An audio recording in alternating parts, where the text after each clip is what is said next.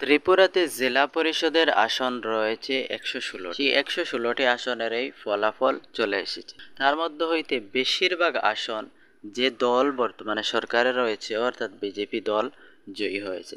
তার মধ্য হইতে কিছু কয়েকটা আসন জয়ী হয়েছে কংগ্রেস দল, ভারতীয় জাতীয় কংগ্রেস, আর একটি আসন জয়ী হয়েছে সিপিআইএম। বিজেপি জয়ী হয়েছে ১১৩টি আসন।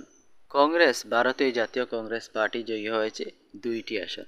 আর সেই 2টি আসন হচ্ছে ঊনকোটি ডিস্ট্রিক্টের গৌরনগর ব্লকের ঊনকোটি 1 নম্বর থেকে শামীমা বেগম জয়ী হয়েছেন, এবং আরও একটি আসন ওটাও রয়েছে ঊনকোটি ডিস্ট্রিক্টের ঊনকোটি 2 নম্বর মোহাম্মদ বদরুজ্জামান জয়ী হয়েছেন, এটাও গৌরনগর ব্লকের।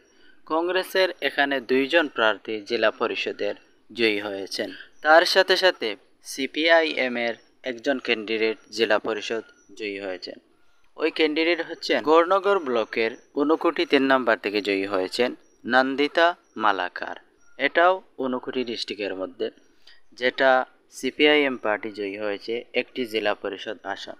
আর বাকি যতগুলো আসন রয়েছে সবগুলো আসন বিজেপি জয়ী হয়েছে, 113টি আসন জয়ী হয়েছে।